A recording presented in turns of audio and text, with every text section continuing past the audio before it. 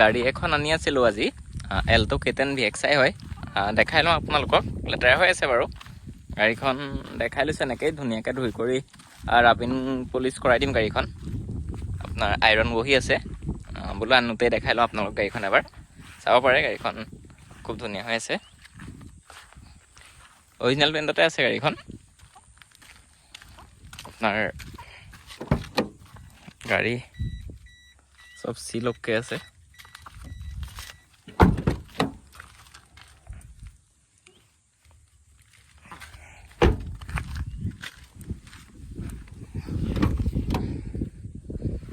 চাব পাৰে গোটেইটা চিল অ'কে আছে। ভিতৰতো ধুনীয়া হৈ আছে, লেতেৰা হৈ আছে যেনিবা অলপ আনিছোঁহে। চিট কভাৰো ধুনীয়া হৈ আছে, VXI হয়। AC music system, power window গোটেইকেইটা পাই যাব। চাব পাৰে গাড়ীখনো ধুনীয়াই হৈ আছে। টায়াৰ কণ্ডিশ্যনো ঠিকেই আছে।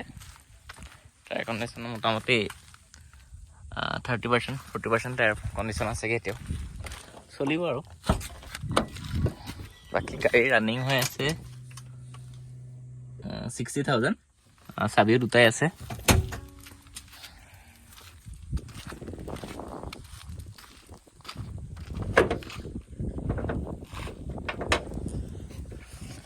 চাব পাৰে, পুৰা চিল আছে এপ্ৰন।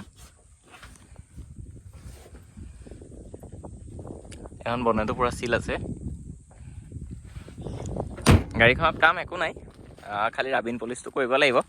আনিছোঁহে যিহেতু, গাড়ীখন ৰাবিন পলিচ ধুনীয়াকৈ কৰি লওঁ, তাৰপিছত আপোনালোকক ধুনীয়াকৈ ভিডিঅ' এটা দিম বাৰু।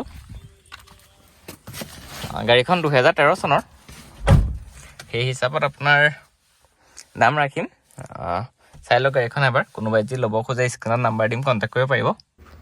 গাড়ীখনৰ দামটো ফাইনেল 2,10,000 টকাত দি দিব পাৰিম। যদি কোনোবাই ল'ব বিচাৰে কণ্টেক্ট কৰিব।